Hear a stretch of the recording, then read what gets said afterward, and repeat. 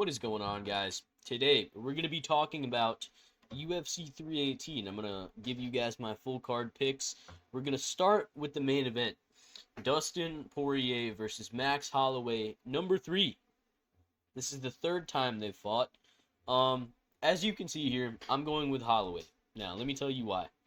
I think Holloway has improved drastically since the last time they fought, and their second fight was much closer than people give it credit for. There were several moments in that fight where Max was very close to getting a finish, and at the end of the day, it was a 3-2 fight. And I just think Dustin Poirier has not been looking great recently. And I know you can say, well, Max Holloway lost to Ilia Topuria. You look at that fight, he was doing very well. And the biggest thing that has changed about Max's style, I think, is that he is not a guy who is reliant on his ability to walk you down and pour the pressure on. I think he can fight very well off the back foot now. He's a very good counter striker. He can move backwards. He's got great footwork. He throws a lot more kicks.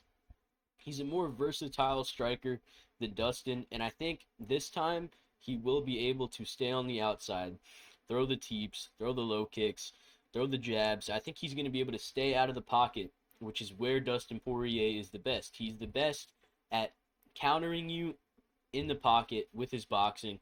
That is Dustin Poirier's A game. He's got decent calf kicks, but if you know Dustin Poirier, you know he's a 36-year-old man with fake hips. He's got a fucking hip replacement. His kicks are not as good as they used to be.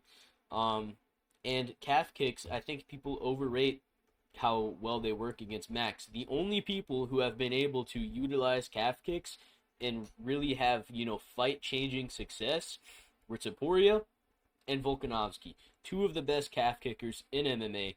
Dustin Poirier's calf kicks are not, like that great. And it's going to be harder for him to land them if Holloway's in orthodox because he's not going to be throwing as many inside calf kicks. I mean, I just think Max is better now. I think he's going to have a huge speed advantage.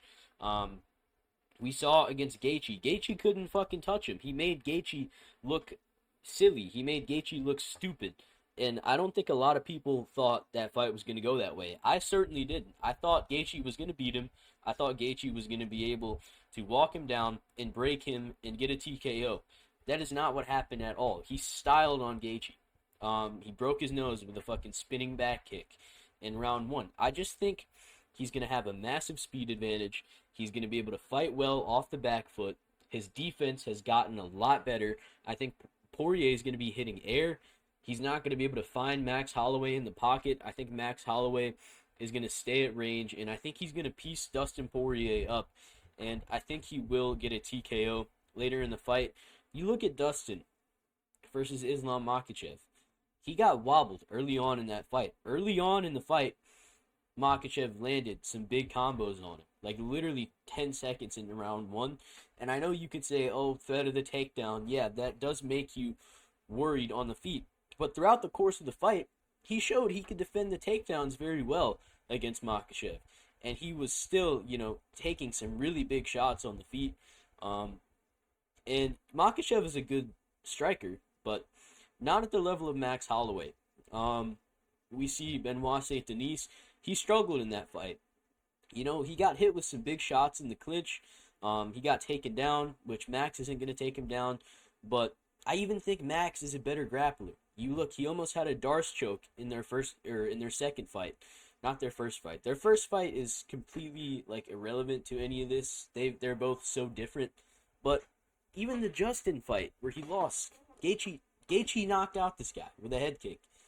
I mean, he was hitting a whole lot of air in that fight. He landed one good punch on Gaethje in round 1 that hurt Gaethje's eye and had him moving funny for a little bit, and then got clearly outstruck for the rest of the fight and slept with a head kick. I mean, I like Dustin Poirier. He is one of my favorite fighters. So is Max, but Poirier is, more akin to the kind of fighters that I really enjoy, very boxing heavy style. He's a great fighter, but I just think at this point in their careers, Max is better. And I know you're saying he's coming off a knockout loss. Poirier's been knocked out before, guys. He's been finished many times. Um, this is the first time Max has been knocked out. But if you look at anybody in the roster who might get knocked out and then be able to come back from it, you would probably look at Max Holloway. After every single one of his losses, he goes on a win streak. Um, and I just think Max is going to piece him up, dude. And when I see people picking Max to win this fight, or picking Dustin to win this fight, excuse me, they're not giving me reasons. I'm not seeing reasons for picking Dustin other than, oh, Dustin's already beat him twice. Those are the only reasons I'm seeing. Nobody is actually telling me why it's so crazy to pick Max, but a lot of people are telling me it's crazy. And I feel like the only reason they've got is, Dustin beat him twice. The only advantage Dustin Poirier has in this fight is his power, which, is going to be closer than their first fight because Max has had a real camp. He's had time to prepare. And he's going to have an advantage in the pocket, but I don't think they will be in the pocket very much. And another thing I want to talk about, it doesn't sound like Dustin is coming into this fight with a winning mentality. It sounds like he's coming in here with let me have a good fight and, my send-off will be a good fight. I don't care about winning. I'm pretty sure he said that. Maybe not verbatim, but it doesn't sound like he's too concerned with winning or losing. It sounds like he wants to have a good fight, whereas I think Holloway still has gas in the tank at this point in his career. He is, I think he still believes that he can be a champion. You look at the way he's talking to Ilya, or he's saying when Ilya versus Charles got announced, I was the happiest man on earth because I've got history with them. He still thinks he can win the belt. And I think he's going to come in here with the intent to destroy Dustin Poirier, whereas Poirier is going to come in here with a let's have a good fight mentality. I think it's two different mentalities, and I think Max is just better. I don't think, it's a weird case where you look at a guy who's lost twice to the same guy, but the guy who's lost twice is still better. I do think he's better. There's asterisks on those losses, I think Max is going to get this one back. I think a TKO in round 5. I think he's going to be landing a lot of good body shots, body kicks, teeps. I think he's going to be landing a lot of jabs, and I think he's just going to break Poirier throughout the course of the fight, and I think he's going to get a finish in round 5 up against the cage. I think it'll be like a standing TKO. I don't see him putting Poirier out, but I think he's going to be patient early on, stay on the outside until he starts landing big shots. He's going to have a huge speed advantage, and I think his cardio is going to be better. I think he's going to be in better shape physically. You look at Poirier's fight with Makhachev, he left that fight with a fucked up nose, several broken ribs, and a torn ACL or MCL. He had a fucked up knee. So all signs are pointing to Max Holloway winning, in my opinion.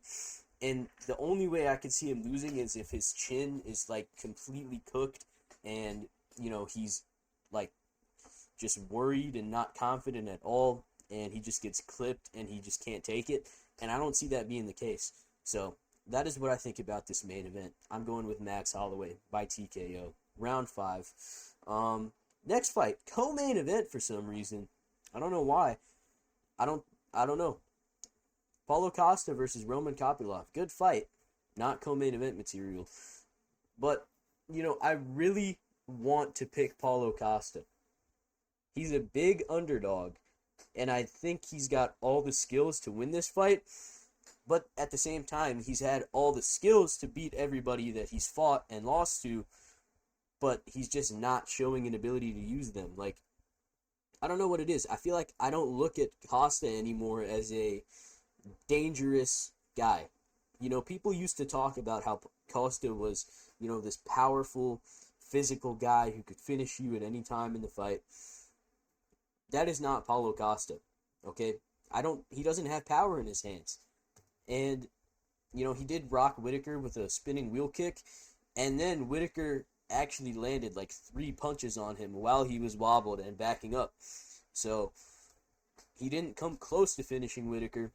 And I think Roman Kopylov is going to be a lot faster early on. I think he's going to be landing a lot of straight punches, inside calf kicks, body kicks, and I think he's just going to piece Paulo Costa up early on in the fight, and I think he'll do enough in round 1 and 2 to win. And then maybe in round 3, that's when Paulo might have a strong round, because we have seen Kopylov slow down in fights a lot. So that is a weakness, but he's not going to take Kopylov down and submit him like Anthony Hernandez. That's not happening. And, like, what does Paulo Costa do well anymore? He's got a decent calf kick. He's got fast kicks in general, and sometimes he'll throw, a jab to the body. But that's about it. Like, I don't really see him punch people in the face and hurt them anymore. Like, you look at the Whittaker fight. I don't know if he really landed a big punch in that fight that hurt Whittaker. And I watched the whole fight literally a couple hours ago, and I can't recall one punch that landed on Whittaker where I went, oh! He doesn't have those kind of moments, and I think Kopylov is just a better striker, and I think he's just going to do much better early on in the fight, piecing Costa up with the straight punches. He's very fast, body kicks, teep kicks, calf kicks. I just think Kopylov strikes much better, and he's going to win this fight by decision. So if Costa wins, I'm going to be really mad because there's something telling me to pick him, but I'm going to go against my gut for this one, and I'm going to go with my logic. I'm going to pick Kopylov. Next fight, Kevin Holland versus Daniel Rodriguez. This is a strange fight for Kevin Holland, but I guess, he'll take anybody at this point because he wants to stay as active as possible. I get that. I'm going to go with Kevin to win. I think this is a relatively easy fight. Daniel Rodriguez is not a super great fighter, technically, but he's very tough and he comes to scrap, so I'll give that to him.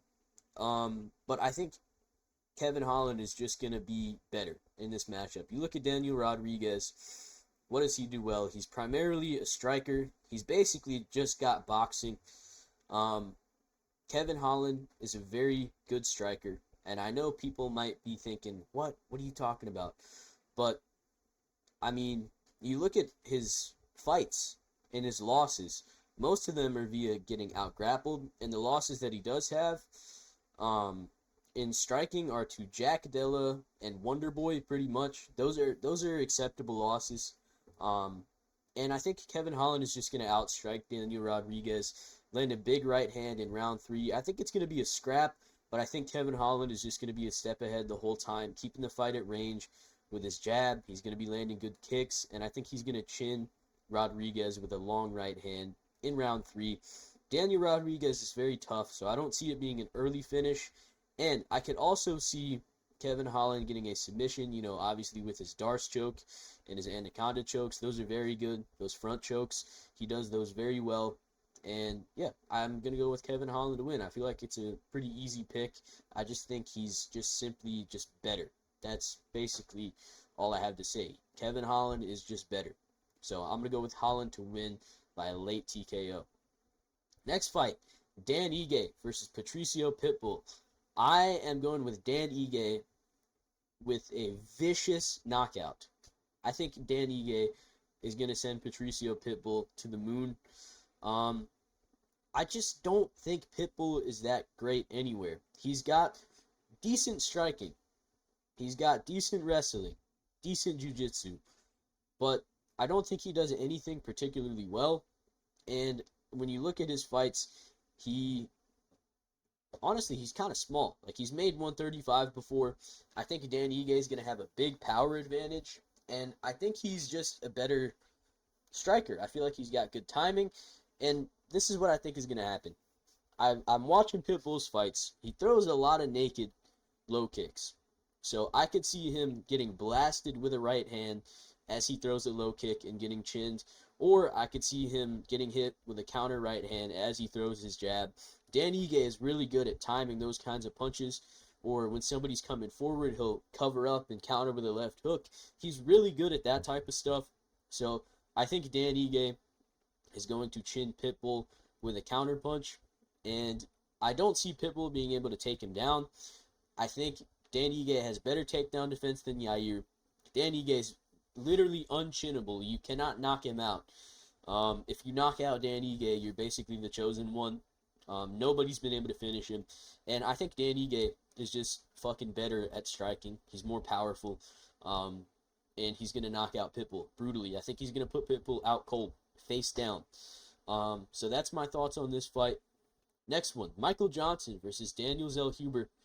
Make way on the pay-per-view card. We gotta watch Michael Johnson and Daniel Zellhuber. I don't know what this is doing on the pay-per-view, but it's a good fight. I'm gonna go with Daniel Zellhuber. I think early on, Michael Johnson will have some moments. He might catch Daniel Zellhuber with a big left hand or a right hook, but when you look at his fights, obviously he knocked out Ottoman Azaitar. Azaitar is a can. He shouldn't be in the UFC, and he smuggles potatoes illegally. Darius Flowers is not a good fighter. I don't want to be harsh, but he's not a good fighter. And obviously he got knocked out by Diego Ferreira, beat Mark Jacasey, but he's just having tough fights with people that I think Daniel Zellhuber would make easy work of. We saw Daniel Zellhuber is very tough, and he was beating Esteban Ribovic for a lot of that fight. He had a great round 1. Round 3, it started, he fucking knocked down Esteban Ribovic with a brutal elbow, something that would chin Michael Johnson 10 times over. And Esteban Ribovic is just very tough, and he got up and he poured it on Daniel Zellhuber. But Daniel Zellhuber outlasted, well, not outlasted, but, he was able to survive like 100 fucking punches. He was just up against the cage, moving his head, and he survived a very, very tough fight. And I think he's going to chin Michael Johnson. I think he's faster. I think his striking is better. Michael Johnson is, more of just a boxer. He's mainly just throwing hands at this point. And I think Daniel Zellhuber is very good. He throws a lot of kicks. He's going to use his range very well. He's got a big reach advantage and a height advantage. I think he's going to be landing a lot of jabs, teeps, body kicks, and I think he might chin Michael Johnson with a knee up the middle. And yeah, I think Daniel Zellhuber is very good. He's a very young guy, and I expect to see a lot of improvements from fight to fight. He's taken a pretty long time off, trains at a good gym. So I'm going to go with Daniel Zellhuber to win by TKO. But you can never count Michael Johnson out, because at the end of the day, he's beat Dustin Poirier and Tony Ferguson.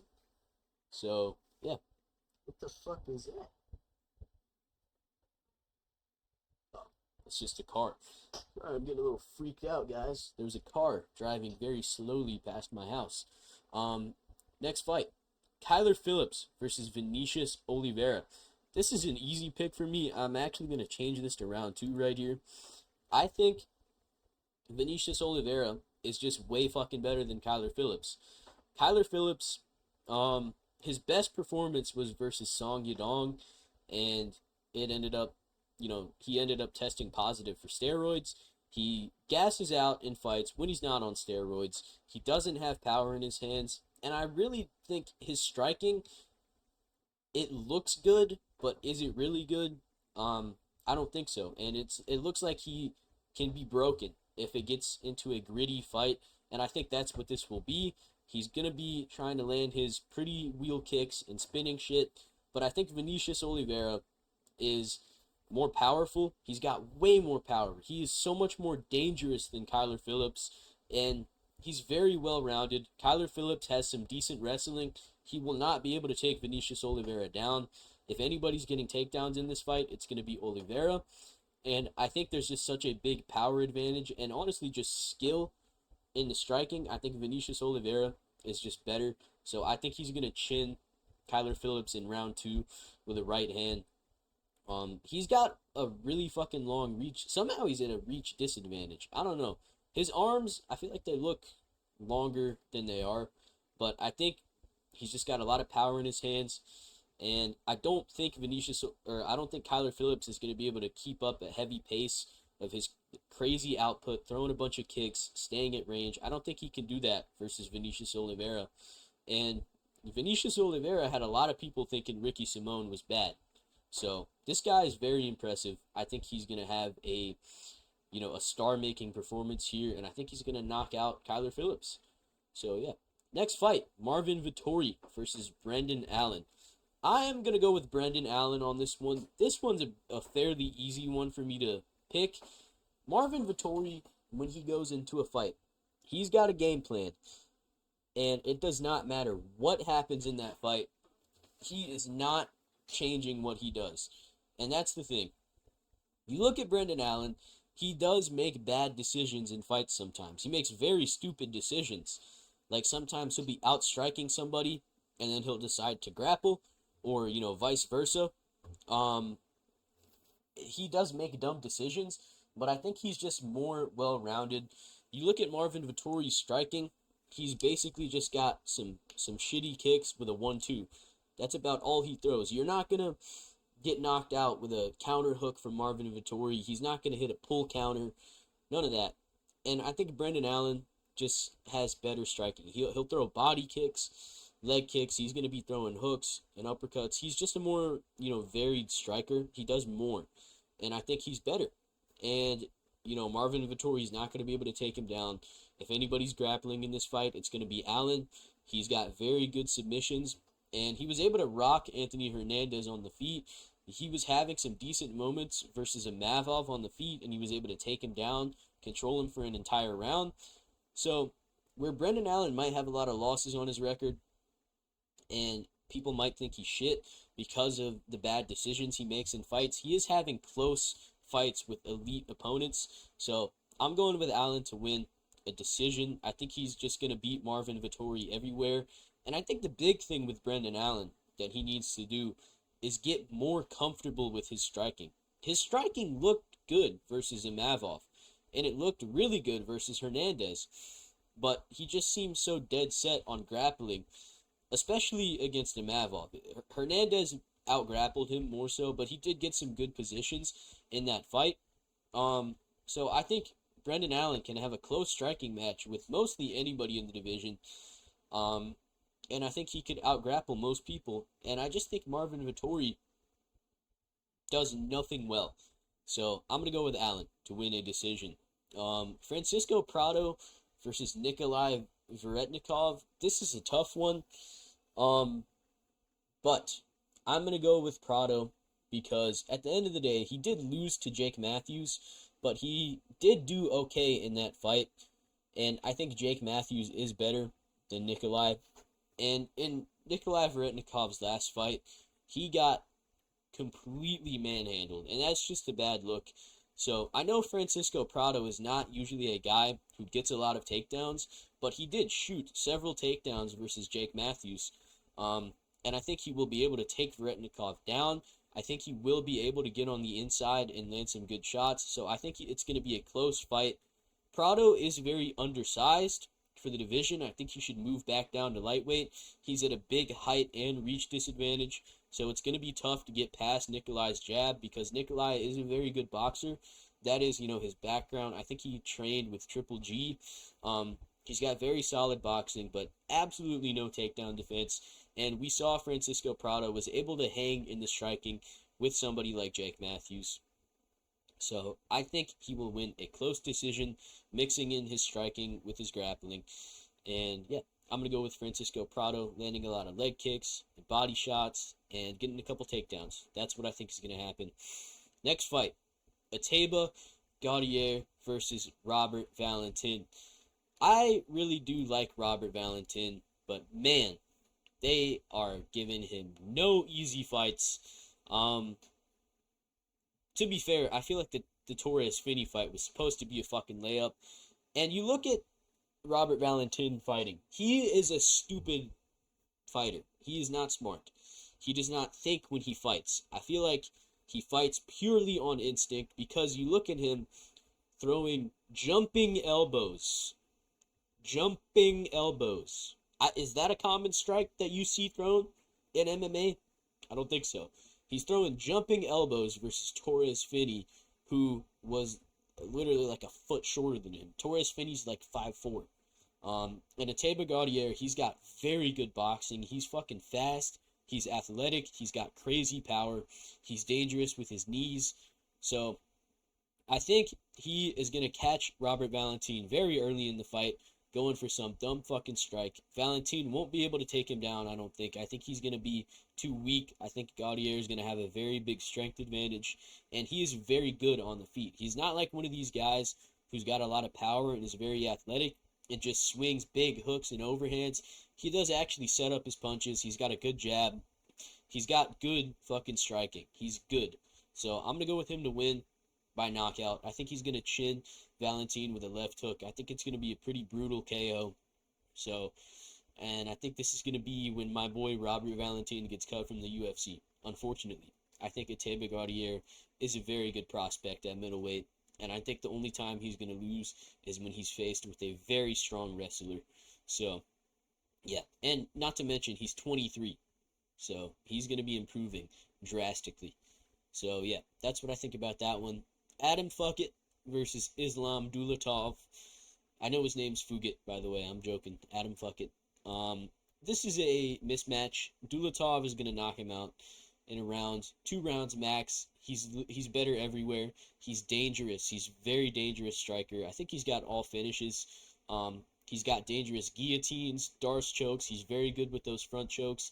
He's got brutal knees in the clinch and elbows. He's got powerful hands. He's got dangerous kicks. He can do everything. He's a complete fighter, and he's dangerous with literally everything he does.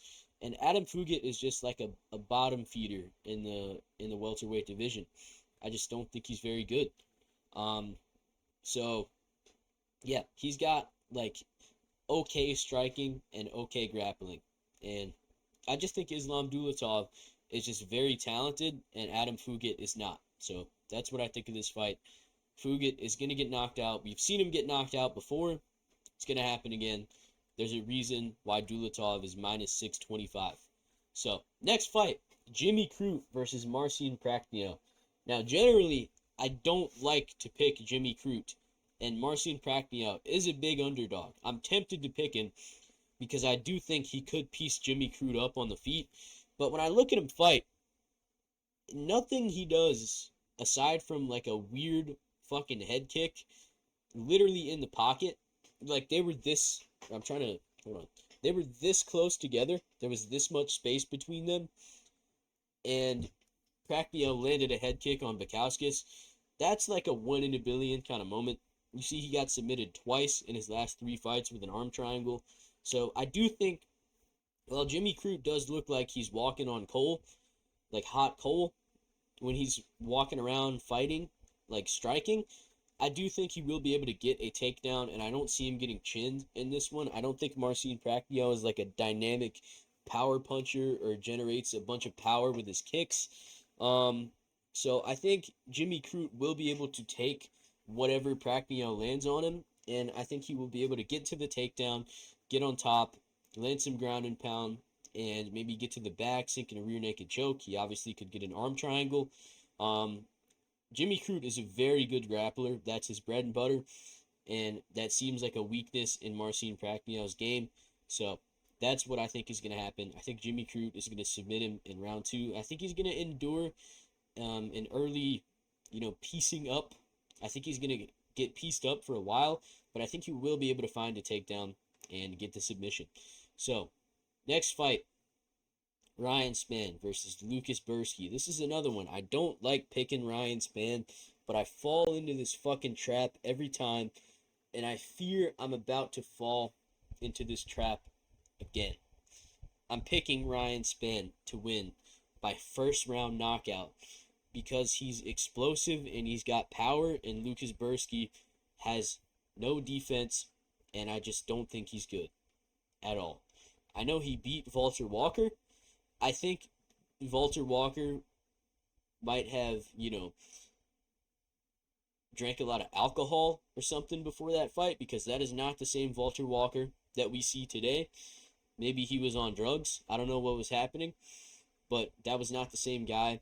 And I just think Lucas Bursky's there to be hit. And if he lands a punch on Ryan Spann and Spann lands a punch on him at the same time, I think Bursky is the one who would get knocked out. I think Spann hits harder. He's going to be faster. But Spann is an idiot. He's a very dumb fighter. He's not good at all. But I just think his athleticism is going to carry him in this fight. And I think he's going to get a knockout with a big right hand. But this is the Ryan Spann trap. Don't bet on him.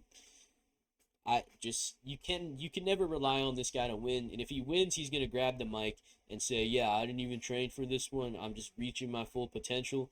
He's going to say that, and it's bullshit. So yeah, I'm gonna go with Ryan Spann, even though I don't want to. I just feel like I have to. So next one, Bruno Ferreira versus Jackson McVee. Jackson McVee is a very good fighter, but this is such a tough debut. Um, you look at Jackson McVee; he's a very good finisher. He's very long and tall, so he likes when he gets in the clinch, he likes to land big knees and elbows. He's very good at that. You see, he's got a knockout with some knees here. He's very dangerous. He's got good submissions. You know, Darce chokes, guillotines. Um, he's a good finisher, but I just think, you know, he's there to be hit, and this is just such a tough debut. Bruno Ferreira is a very good fighter. He fumbled that win versus Abbas Magomedov. Um, and I think he's just going to land a bomb on Jackson McVee early on and knock him out. So this is a tough debut. And respect to Jackson McVee for taking this fight. But I think he's going to lose. I think Bruno Ferreira is just going to be too good for him and too powerful. And I just don't think the defense is there. So, yeah. And last fight on the card, Carly Judas versus Nicole Cagliari. I'm going to go with Judas by TKO. All her wins, I think, are by TKO. And her losses are split decisions. So she could easily be 6-0 right now. She's a very good fighter. And you look at these losses, they're not bad. And she's actually dangerous on the feet. She's got good striking. So I think Carly Judas is very talented. And I'm going to go with her to win via knockout. Yeah, that's what I think is going to happen. Yeah, hope you guys enjoyed. Let me know what you think of the fights. What are your picks? Drop your picks in the comments and let me know.